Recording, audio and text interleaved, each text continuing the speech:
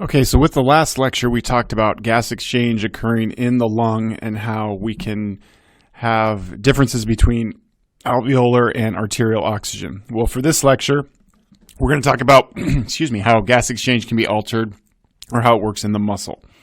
Okay, so here are our objectives for this lecture.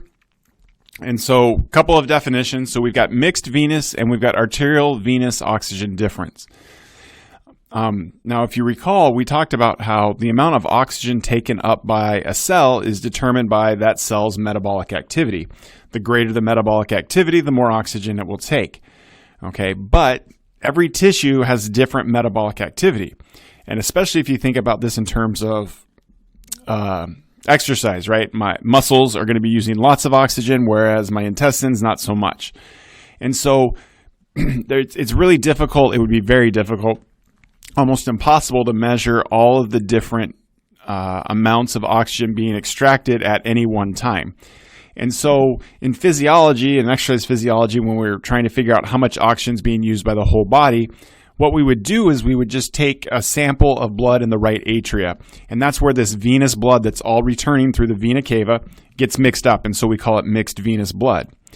And then the amount of oxygen in that blood, we take the difference of that from what was in the arterial blood, and that gives us the arterial to venous oxygen difference.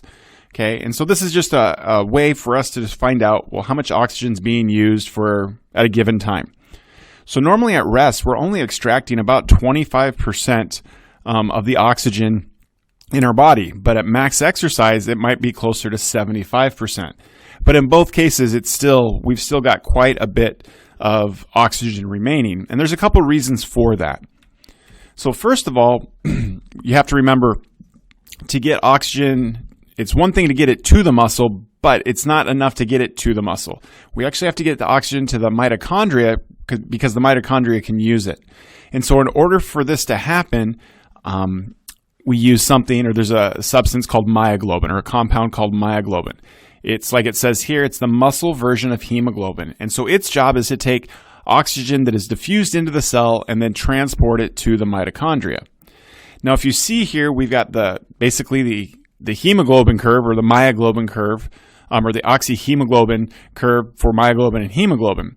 And so what you can see is that there is a huge left shift for myoglobin, that there's a big affinity for myoglobin to hold on to oxygen. Okay, and so when oxygen comes into contact with it, it's going to be attracted, and it's going to go there. And as a result, though, this makes it very difficult for oxygen to leave myoglobin, so much so that the pressure of oxygen has to be really low. And really what we're looking for isn't necessarily just low oxygen, but a big gradient.